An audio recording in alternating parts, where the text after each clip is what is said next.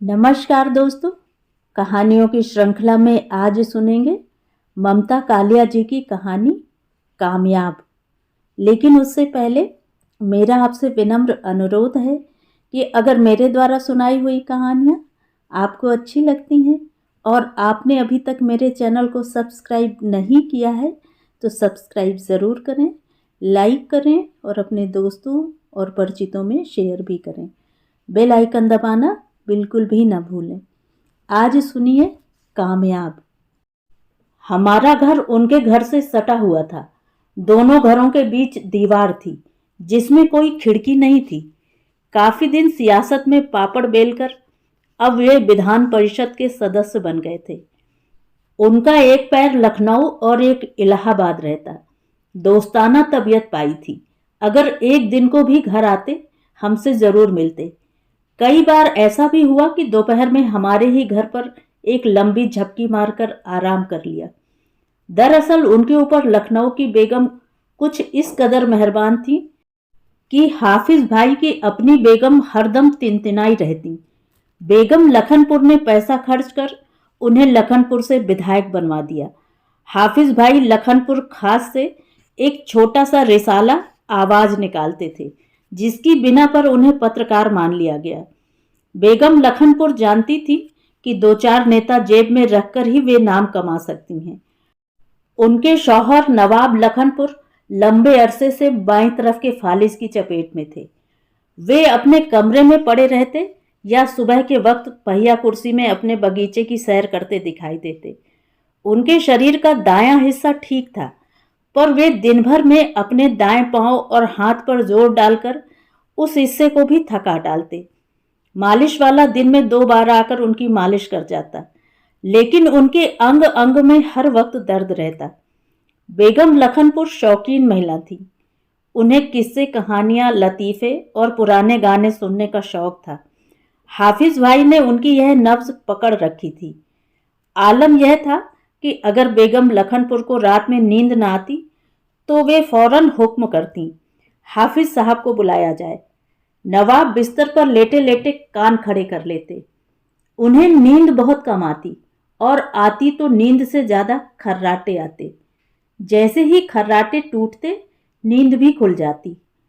उन्हें घर में मेहमानों का या बाहरी आदमियों का आना पसंद नहीं था, पर हाफिज भाई के आने पर वे नहीं भड़कते। हाफिज थे भी बड़े व्यवहार कुशल। सबसे पहले वे नवाब साहब के पास बैठकर उनकी खैरियत पूछते, फिर मोहब्बत से कहते, नवाब साहब क्या लीजिएगा, पान डली या सिगरेट? हाफिज के पास चांदी की डिब्बी में मगही पान के बीड़े जोड़े में लगे होते और जेब में 120 नंबर का जर्दा।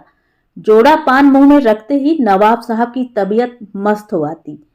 इसके बाद दीवान खाने में हाफिज बेगम लखनपुर के लिए किस्सों की पिटारी खोलकर बैठ जाते। बेगम लखनपुर हंसते हंसते लोटपोट हो जाती। कई बार के सुने हुए किस्से भी वे उसी शिद्दत से सुनती। आखिरकार हाफिज की आंखें झपकने लगती। वे उठ जाते। चलते हैं बेगम साहिबा, शब्बा खैर। हमने भी हाफिज भाई से बेशुमार लतीफे सुन रखे थे। सुनाते वक्त वे खुद भी अपनी बात का खूब लुत्फ उठाते। उनकी बुलंद आवाज में मामूली बातें भी गैर मामूली लगती। शाम के वक्त कभी कभी वे हमारे घर में विस्की के 2-1 पैग भी ले लेते। ऐसे दिन में वे अपने किस्सों में खुद को शहसवार बना लेते। वे भूल जाते कि एक बार पहले भी यह किस्सा दूसरी तरह से सुना चुके हैं। इंदिरा गांधी को लोकनाथ की जलेबी पसंद थी। यह किस्सा वे एक बार फिर शुरू कर देते, जिसका अंत इस तरह होता, और आप यकीन करेंगे, मैंने सुबह 8 बजे अपने लोकनाथ भैरव जलेबी वाले को 7 रेस कोर्स रोड पहुंचा दिया, कड़ाही पौनी कनस्तर समेत। मैडम भौचक्की रह गईं। उन्होंने कहा, हाफिज भाई आपका भी जवाब नहीं। ऐसे ही किसी लम्हे में उनके घर से बुलावा आ जाता। उनका मूड उखड़ जाता। वे झुंझलाकर अपने होठों से हटाकर सिगरेट कुचल देते।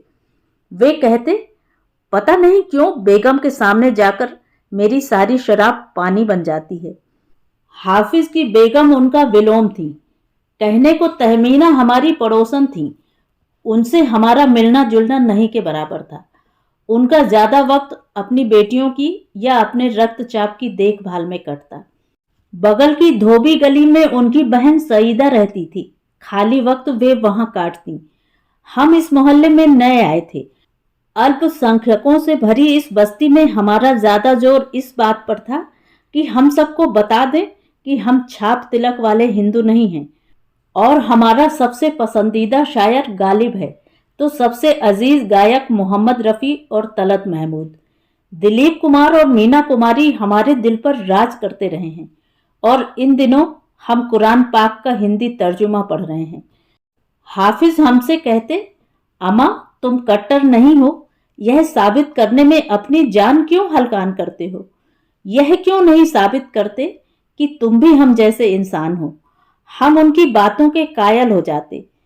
इधर जब से मुल्क में आतंकवाद बढ़ा, हर विधायक को एक एक अंगरक्षक मिल गया था। उसका काम था परछाई की तरह विधायक के पीछे पीछे रहना। हाफिज को भी शैडो मिला। जब वे इलाहाबाद आते, शैडो उनके साथ आता। सुबह के वक्त हाफिज अपनी भारी भरकम आवाज में पुकारते, शैडो भाई अंदर जाकर देखो, चाय बन गई हो तो हमें भी ला दो और खुद भी पी लो। सभी विधायक अपने शैडो से खाना भी बनवाते। हाफिज कहते, अरे ये पंडित हमें दाल भात के सिवा क्या पकाकर खिलाएगा? खाना तो हम अपनी बेगम के हाथ का ही खाएंगे। उनकी प्यारी बेगम तहमीना के माथे की त्योरियां इस बात से जरा भी सीधी न होती। वह बावर्ची खाने में पसीना पोंछती हुई बड़बड़ाती, मुफ्त की नानबाई मिली हुई है ना इन्हें, खुद दुनिया जहान में घूमे, हमें बेटियों की आया बनाकर डाल दिया है। उनके घर में पैसों की खींचतान नहीं थी। अक्सर तहमीना रानी मंडी के सुनारों की दुकानों पर दिख जाती। अगर कभी हमारी नजर पड़ जाती तो वे फौरन कहती, 2 बेटियां ब्याहनी हैं, इनके लिए तो 2 टोकरी जेवर भी कम पड़ेंगे। हाफिज 2-1 दिन से ज्यादा घर में न टिकते। जाते हुए हमसे कहते, घर के बिस्तर पर नींद नहीं आती। रेल की ऐसी आदत पड़ गई है कि गाड़ी में सवार होते ही सो जाता हूं। हाफिज की दोनों बेटियां सना और सुबूही बेहद शौक और खूबसूरत थीं। सना इतनी गोरी थी कि उसके माथे की नीली नस हमेशा झलक मारती रहती। सुबूही भी आकर्षक थी लेकिन कुछ कम गोरी। सना चुप्पा थी तो सुबूही बातूनी। वह कहती, पापा मम्मी सना आपा की चाहे जितनी तारीफ करते रहें, दुनिया की दौड़ में अव्वल तो मैं ही आऊंगी। उसकी इस तेजी का थोड़ा अंदाज हमें भी था, क्योंकि वह अपने दोस्तों से बातचीत अपने घर के फोन से न कर हमारे घर के फोन से करती। उसने मुझसे कहा, आंटी अगर पूनम का फोन आए तो मुझे जरूर बुला दीजिएगा, बस छत से आवाज दे दीजिए, मैं फौरन आ जाऊंगी। कुछ दिनों की बातचीत सुनने के बाद मुझे यह एहसास हुआ कि जिसे वह पूनम का फोन कॉल बताती थी, दरअसल वह पूनम के भाई का फोन कॉल था। पूनम फोन मिलाकर अपनी आवाज मुझे सुनाकर फोन अपने भाई क्षितिज को दे देती। मेरा ख्याल था हमें यह राज सुबूही के माँ बाप को बता देना चाहिए। कुल 10वीं कक्षा में पढ़ने वाली बच्ची अपना भला बुरा कैसे पहचान सकती है? लेकिन राजेश ने मुझे बरस दिया। दूसरों की जिंदगी में झांकना गलत काम है। 16 साल की लड़की अपना भला बुरा समझ सकती है, फिर हम पर भरोसा करती है जो टूट जाएगा। राजेश का तर्क था। मन ही मन कसमसा कर रह गई मैं। अपनी तरफ से बस इतना किया कि कई बार जब पूनम का फोन आया तो झूठ ही कह दिया, मैं अभी नहा रही हूं या बाजार जा रही हूं। घर से दूर और अलग रहते रहते हाफिज आजाद परिंदे हो गए थे। वे बाहर खूब खुश रहते। उन्हें दारुल शफा में एक फ्लैट मिला हुआ था। लखनपुर में आवाज दफ्तर के पीछे ही 2 कमरों में उनकी रिहाइश का इंतजाम था। वे लगातार दौरा करते, बीच बीच में इलाहाबाद आते, लेकिन घर में मेहमान बने रहते। उनसे मिलने वालों की तादाद काफी थी। सभी का सरकार में कोई न कोई काम फंसा रहता। हाफिज सबके साथ मोहब्बत से बोलते। काम हो ना हो, फरियादी उनके पास से खुश होकर लौटता। उनकी लोकप्रियता तहमीना के गले न उतरती। वह बेटियों को सुनाकर कहती, तुम्हारे पापा सारी दुनिया से प्यार से बोलते हैं, बस बीबी के ऊपर तोप ताने रहते हैं। सना सुबह ही चुप मर जाती। उन्हें अपने पिता से कोई शिकायत नहीं थी। पिता के सिर पर उनके सारे ऐशो आराम थे। दोनों लड़कियां अपने हेयर कट के लिए लखनऊ के शिलाज पार्लर में जाती। हाफिज तरक्की करते करते विधायक से सांसद बन गए और दिल्ली पहुंच गए। उन्हें फिरोज शाह रोड पर एक शानदार बंगला मिल गया। हमारे पड़ोस का उनका छोटा सा घर मंजिल दर मंजिल ऊंचा होता गया। उनकी बीवी अधेड़ होती गई, उनकी बेटियां जवान होती गईं। हाफिज भाई की कामयाबी का चर्चा जिस वक्त चलता, लोग पहले उनकी तारीफों के पुल बांधते, फिर आवाज दबाकर कहते, उनकी पीठ पर लखनऊ की बेगम सलमा का हाथ रहा। उन्हीं की बदौलत उनका यह टूटा फूटा खपरेला मकान आज तिमंजिली इमारत बन गया। लखनपुर खास की हवेली सलमा बेगम ने पूरी तोड़वाकर नए सिरे से बनवाई। हाफिज भाई ने रातों रात ट्रकों में भरवाकर सारा संगमरमर, फर्नीचर, यहां तक कि बाथरूम के हौज और टंकियां भी रानी मंडी पहुंचवा दी। अंदर किसी को जाने की इजाजत नहीं है, पर सुना है कि उनका मकान एकदम महल बन गया है। जितना यह सच था, उतना यह भी सच था कि इस महल में रानी और 2 राजकुमारियां कैद में पड़ी बुलबुलें थीं। तहमीना का अपनी बड़ी बहन सईदा के घर उठना बैठना था। सईदा के शौहर की 3 साल पहले तपेदिक से मौत हो चुकी थी। उसके दोनों बेटे मिलकर धोबी गली में ही पतंगे बेचने का काम करते। इस काम में खास कमाई नहीं थी, पर उनका दिल लगा रहता।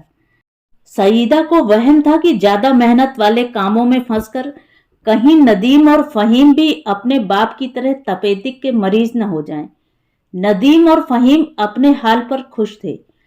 मोहल्ले के लड़के उन्हें छोटे मियाँ बड़े मियाँ कहकर इज्जत बख्शते और सलाम करते। शाम के वक्त वे अपनी दुकान पर कैरम के जवाबी मैच करवाते। मोहल्ले की लड़कियों की जासूसी करना, लखन पान वाले के अड्डे पर खड़े रहना और नए लड़कों को पतंग के दांव पेंच समझाना उनके अहम काम थे। उनकी पढ़ाई 9वीं क्लास से आगे नहीं बढ़ पाई, क्योंकि तभी प्रदेश भर में नकल विरोधी अध्यादेश जारी हो गया। नदीम और फहीम ने खत्री पाठशाला से 10वीं का परीक्षा फॉर्म तो जरूर भरा, लेकिन ऐन इम्तिहान के दिन दोनों घर पर बैठ गए। माँ को समझा दिया कि बड़ा खराब कानून पास हुआ है इस बार। हॉल में बैठकर जो दाएं से बाएं देखा तो हथकड़ी पड़ जाएगी, जमानत भी नहीं होगी, सीधे हवालात। सईदा आपा घबरा गईं। उन्होंने दोनों बेटों की बलाएं उतारी और कहा, चलो हमें कौन सी नौकरी करवानी है, हमारे चिराग सलामत रहें। सईदा की हार्दिक अभिलाषा थी कि नदीम का ब्याह हाफिज की बड़ी बेटी सना से हो जाए, लेकिन एक तो सना नदीम से 8 माह बड़ी थी, दूसरे बीए के आखिरी साल में बैठने वाली थी। फिर तहमीना भी इस रिश्ते को नकार चुकी थी। उसका ख्याल था सना का रिश्ता किसी शाही खानदान में होगा। सना इस बार हमारे घर आई तो तिनतिना रही थी। उसने कहा, आंटी, नदीम भाई ने हमारे ऊपर फतवा जारी किया है कि हम खुले मुंह यूनिवर्सिटी नहीं जा सकती। उनके हिसाब से हमारा हिजाब पहनना जरूरी है। दूसरी जीन्स पहनने पर भी पाबंदी लगाई है। आप बताइए आंटी, आज के जमाने में इन दकियानूसी हिदायतों का क्या मतलब है? मैंने अम्मी से कह दिया, जीन्स इतने मोटे कपड़े की होती है कि आराम से निकल जाते हैं। सबसे बड़ी बात ये, पाबंदियां लगाने वाले नदीम भाई आखिर होते कौन हैं? तुम्हारे रिश्तेदार हैं और तुम्हारी अम्मी इस रिश्ते को निभाती भी हैं, तो फिर अम्मी पर लगाए ना पाबंदी। पापा ने हमें कभी नहीं रोका। पापा कहते हैं, चाहे जो करो बस पढ़ाई में अव्वल आओ। इन लड़कियों के पापा को कभी इतनी फुर्सत ना मिली कि उनकी शादी की फिक्र करें। उनका बहुत सा वक्त संसद के सत्रों में बंधा रहता, बाकी वक्त उन्होंने बेगम लखनपुर के हवाले कर दिया। सना सुबूही और उनकी मां तहमीना के अपने अपने तहखाने बनते गए। पहले मुहर्रम और चहल्लुम में ये माँ बेटियां खाली वक्त में मरसिए और नौहों का रियाज किया करती थी। इन्हीं के इमाम बाड़े से जुलूस उठा करता। जुलूस अब भी उठता, लेकिन अब वे स्टीरियो पर मरसिए का कैसेट लगाकर खुद अंदर वाले कमरे में इकट्ठी बैठकर पाकिस्तानी धारावाहिक देखती रहती। हाफिज के आने पर तहमीना फिर 5 वक्त की नमाज पढ़ने लगती। हालांकि जा नमाज कहाँ पड़ा है यह ढूंढने में काफी मशक्कत पड़ती। अगर लड़कियों को यूनिवर्सिटी में देर हो जाती तो तहमीना घर आए शौहर को सफाई देती। आजकल दोनों बहनें लाइब्रेरी में बैठकर पढ़ाई करती हैं। आप ही सोचिए, ऐसी मोटी मोटी किताबें कैसे तो उठाकर लाएं। हाफिज भाई के आने की खबर अक्सर पहले ही अखबारों में छप जाती। तरह तरह के फरियादी घर के चक्कर काटने लगते। फल मेवा मिठाई की डलियां पहुंचने लगती। लड़कियां अपने रंग बिरंगे कपड़े और जीन्स जैकेट सब उठाकर रख देती और एकदम दकियानूसी सलवार कमीज धारण कर लेती। तहमीना अपने बाल मेहंदी से रंग लेती। नसीबन और हाजरा तीनों ड्योढ़ियों को रगड़ रगड़ कर पोंछा लगाती। 2 दिन की मेहनत में उनका मकान इंस्पेक्शन बंगलों जैसा संवर जाता। हम भी अपने कमरे के तख्त की चादर बदल लेते, बिखरे हुए एलपी समेटकर एक जगह चिन देते और स्टीरियो को झाड़ पोंछ कर चमका देते। कभी कभी हाफिज भाई राजेश को समझाते, अम्मा तुम अदीब हो, पत्रकार हो, यह सब तो ठीक है, पर तुम्हें थोड़ा प्रैक्टिकल भी होना चाहिए। अफसाने लिखने से पेट नहीं भरता, तुम्हें कोई रोजगार करना चाहिए। कल को घर में बाल बच्चे होंगे तो खर्चे बढ़ेंगे, जिम्मेदारियां बढ़ेंगी। राजेश के अंदर अपनी आलोचना सुनने की बर्दाश्त बिल्कुल नहीं थी। वह पलट कर कहता, हाफिज भाई आप पैसे को बहुत बड़ी ताकत समझते हैं और कामयाबी को दौलत। मैं कलम की ताकत को इन सब से ऊपर मानता हूं। तुम्हारी उम्र में मेरे भी ऐसे ख्यालात थे, पर हालात ने मुझे काफी सबक सिखाए। जब मैं सिर्फ खबर नवीसी करता था, मेरी बच्चियां दूध को तरस जाती थीं। मैंने तभी तय कर लिया कि कामयाबी हासिल करके रहूंगा। हाफिज हमें कामयाबी का ककहरा सिखाते। राजेश तुनक कर कहता, कामयाबी और तसल्ली के बीच मैंने तसल्ली चुनी है। तसल्ली बड़ी तकलीफ देह होती है। आप पत्थर की तरह एक ही जगह में पड़े रह जाते हैं।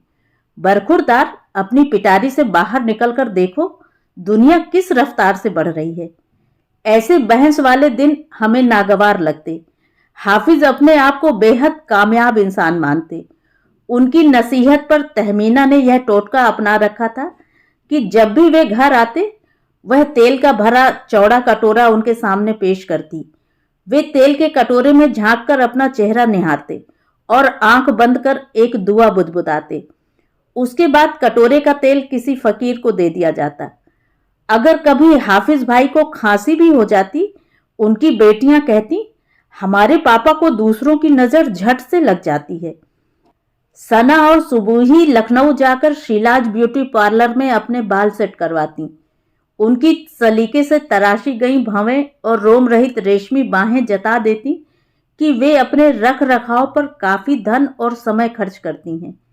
2-1 बार उनके शैक्षिक प्रमाण पत्र और अन्य कागजात सत्यापित करते समय मैंने देखा था कि पिता की मासिक आय के कॉलम में वे मात्र 1000 रुपए लिखती। विधायक की यही निर्धारित आय होती होगी।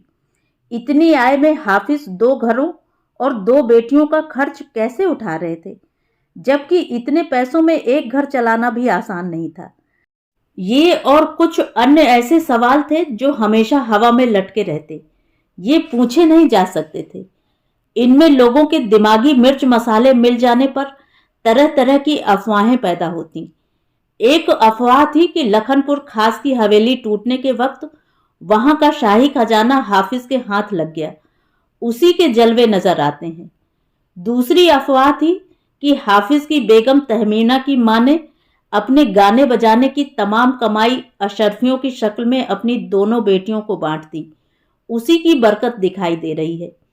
रानी मंडी की खासियत यह थी कि वहां हर मकान और परिवार के साथ कोई न कोई पुराना किस्सा नत्थी था। यहाँ के बाशिंदे अपने बाप दादा की शान बान के किस्सों के सहारे अपनी मौजूदा बदहाली काट लेते। बहुतों को यहाँ नवाब कहकर पुकारा जाता, जबकि इस गली में कोई नवाब परचून की दुकान चलाता तो कोई चाय बिस्किट की। अच्छे भले हम यहाँ रह रहे थे कि एक दिन हमें खबर मिली कि हमारे मकान का मालिक बदल गया है। हमारे मौजूदा मकान मालिक ने यह मकान मैं किराएदार अपने एक दत्तक पुत्र ओम प्रकाश के नाम कर दिया। उन्होंने अपने बीबी बच्चों को उपेक्षित कर यह वसीयत कर डाली, क्योंकि उनकी बीमारी में बीबी बच्चे उनके काम नहीं आए, जबकि ओम प्रकाश उन्हें हर पल हाजिर मिला। वसीयत के चंद महीनों बाद ही मकान मालिक की मौत हो गई। अगले ही हफ्ते ओम प्रकाश ने हमें मकान खाली करने का नोटिस दे डाला। अच्छा नहीं लगा। हमने तय कर लिया कि हम यहाँ नहीं रहेंगे। कुछ ही दिनों की दौड़ धूप से, शहर की घिचपिच से हटकर एक बेहतर मकान हमें मिल गया। यह घर बड़ा और हवादार था। सामने पब्लिक पार्क था और पीछे गंगा का कछार। बाजार कुछ फासले पर था, पर फेरी वाले और ठेले वाले भी दिन भर गुजरते। कुछ एक आदतें हमारी ऐसी थी जो हमें पुराने घर की याद दिला देती। नए बाजार में मिलने वाले मसाले हमारे मुंह नहीं लग रहे थे। हमें अपने पुराने बाजार का गरम मसाला और पिसा जीरा याद आ जाता। कभी वहां के पापड़ और बड़ी की हुड़क उठती। हम तय करते एक दिन चौक जाकर यह सब लाया जाए। ऐसे ही एक दिन जब हम चौक में खरीदारी कर रहे थे, हमारा मन हुआ हाफिज भाई के यहाँ चला जाए। अपना पुराना घर देखने की भी ललक थी। राजेश बोले, आजकल संसद सत्र नहीं है, हो सकता है हाफिज भाई आए हुए हों। मेरी मुख मुद्रा ताड़कर उन्होंने जोड़ा, नहीं हुए तो बस दुआ सलाम कर खिसक लेंगे। हम बड़े चाव से अपने मोहल्ले की तरफ मुड़े। नुक्कड़ के पान वाले लखन के यहाँ ही हमें नवाब दिख गए। वे पान की गिलौरियां अपनी डिब्बी में सजा रहे थे। आज कैसे रास्ता भूल पड़े, उन्होंने कहा। कई बार सोचा आना ही नहीं होता। सब खैरियत तो है ना? मत पूछिए, आपका मकान तो बिजली घर वाले कबाड़ी ने खरीद लिया। आजकल उसे पूरा गिरवाकर वहां मार्केट बनवा रहा है। हमारा जी धक से रह गया। पता नहीं क्यों हम सोच रहे थे कि वह वैसा का वैसा हमें मिलेगा, बस उसके छज्जे पर किसी और के कपड़े सूखते होंगे। इसका मतलब यह हुआ कि हमारे खाली करते ही हमारे मकान मालिक के दत्तक पुत्र ने इसे हाथों हाथ बेच डाला। मन उखड़ गया। सोचा वापस चले जाएं, लेकिन नवाब हमें इसरार के साथ गली में ले आए। हाफिज भाई भी आए हुए हैं आजकल, उनसे तो मिलते जाइए। जहां हमारा घर था वहां मशीनों से बहुत गहरा गड्ढा बनाया हुआ था। गली में चारों तरफ मलबा और गंदगी दिख रही थी। हाफिज भाई की ड्योढ़ी पर एक सुरक्षा कर्मी कार्बाइन लिए तैनात था। हम अंदर घुसने लगे ही थे कि उसने रोका, साथ का सामान अपने पास के रैक पर रखवाया, तब आगे बढ़ने का इशारा किया। अगली ड्योढ़ी में वही शैडो खड़ा मिला। उसने हमें पहचान कर नमस्ते की और कमरे के द्वार तक ले आया। हाफिज 3-4 आगंतुकों से घिरे हुए थे। दिन के वक्त भी कमरे में 3 ट्यूबलाइट जल रही थी। इतने रोशन कमरे में हाफिज भाई बुझे हुए लग रहे थे। आइए भाभी, आइए राजेश भाई, कहकर उन्होंने इस्तकबाल तो किया, लेकिन उनके चेहरे पर कोई चमक नहीं आई। आगंतुकों से वे गर्दन की हरकत से बतियाते रहे। उनके चले जाने तक हमारा भी इरादा उठने का हो गया। मैंने कहा, मैं जरा अंदर जाकर बहन जी और बच्चों से मिल लूं। हाफिज ने जल्दबाजी में कहा, लड़कियां तो मुंबई चली गई हैं पढ़ाई करने, और बेगम सईदा आपा के यहाँ गई हैं। अरे, सना सुबुशी दोनों चली गईं? कौन सा कोर्स कर रही हैं वहां? हमें कहाँ याद रहता है, इतने मसले याद रखने पड़ते हैं। आप बताइए कैसे आना हुआ? हाफिज भाई ने थोड़ी अधीरता दिखाई।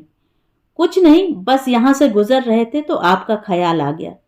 बताइए साहब, 2 साल में आपको एक बार हमारा ध्यान नहीं आया, और आज आप चले आ रहे हैं कि हमारा ख्याल आ गया।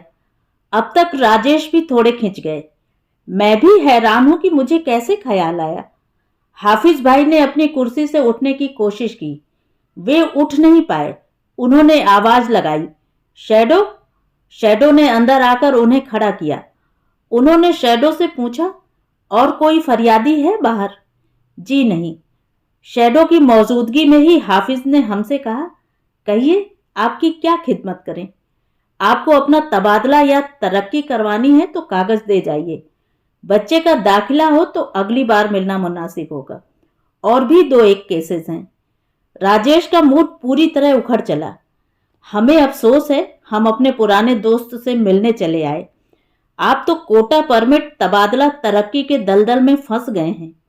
मियाँ देखना पड़ता है, हर तरफ देखना पड़ता है। हाफिज शैडो की तरफ मुखातिब हुए। हम आराम करने जा रहे हैं, कोई आए तो कहना हम घर पर नहीं हैं। खिन्न मन से हम बाहर आए। बड़े बेआबरू होकर तेरे कूचे से हम निकले। जैसे शेर की चोट समझ आ गई। पुराने घर के खुदे हुए गड्ढे की तरफ जरा भी न देखकर हम गंदगी से बचते बचाते चलने लगे। धर्मशाला के सामने वाले घर से नवाब साहब की आवाज आई, हमारे गरीब खाने को भी रोशन करें भाईजान। हम ठिठक गए। नवाब बड़े इसरार से हमें अंदर ले गए। शरारा कुर्ती के ऊपर शोक सुर्ख दुपट्टा ओढ़े उनकी बेगम बारा ने हमें आदाब किया और चाय बनाने चली गईं। नवाब साहब ने हमारी नस पर उंगली रख दी। एमपी साहब से मुलाकात हो गई? राजेश के मुंह से निकला, एमपी होकर क्या इंसान इंसान नहीं रहता? वे तो पहचान में नहीं आए। उनके ऊपर जलजला ही कुछ ऐसा आया। आपको पता है राजेश भाई, उनकी दोनों बेटियां घर छोड़कर चली गईं। अब चौंकने की बारी हमारी थी। अरे कब, कैसे, कहां? सुबोही का तो किसी से अफेयर था। मेरा इतना बोलना था कि राजेश ने मुझे घुड़का, तुम्हें बीच में जरूर बोलना है। नवाब साहब, बड़ी हैरानी की बात है, इतने पहरे के बीच से लड़कियां चली गईं। हाफिज भाई कह रहे थे वे पढ़ाई करने मुंबई गई हैं। और क्या कहें, उनकी इज्जत का तकाजा है, चुप रहें। उन्होंने पुलिस में रिपोर्ट तक नहीं लिखवाई। तभी 12 चाय की ट्रे लेकर आ गईं। साथ में मेवे, मिठाई और नमकीन था। 12 ने कहा, सना तो संजीदा लगती थी, सुबोही के रंग ढंग अजीब थे। मैंने तो एक बार तहमीना आपा से कहा भी था, पर वे उल्टे मुझ पर ही बिगड़ने लगी। हमारे यहां भी उसके फोन आया करते थे। मैंने कहा, फोन आने से कोई भाग नहीं जाता। राजेश ने टोका, उसकी अलग दास्तान होगी। नवाब साहब ने कहा, देखिए भाईजान, जब बाप घर से दूर रहे और माँ बावर्ची खाने में, तो बच्चों को भटकने में देर नहीं लगती। कई बार हमारे घर भी ये लड़कियां आती, बेगम से कहती, आप कितनी खुशकिस्मत हैं, बिना पर्दे आती जाती हैं। हमारे ऊपर तो बंदिशें ही बंदिशें हैं। लेकिन बंदिशें उन्होंने मानी कहां। सना का तो पता नहीं, पर सुबोही, जैसे ही मैंने इतना कहा, राजेश फिर बमक गए। तुम बीच में फतवे क्यों दे रही हो? क्या जानती हो तुम उनके बारे में? 12 ने कहा, आपा तो अपना ख्याल बता रही हैं। हम सब हैरान हुए। मुश्किल यह है कि हाफिज भाई इस हादसे की पूरी जिम्मेवारी आंटी पर डाल रहे हैं। एक तरह से बनती तो है, आखिर बेटियां उन्हीं के पास रहती थीं।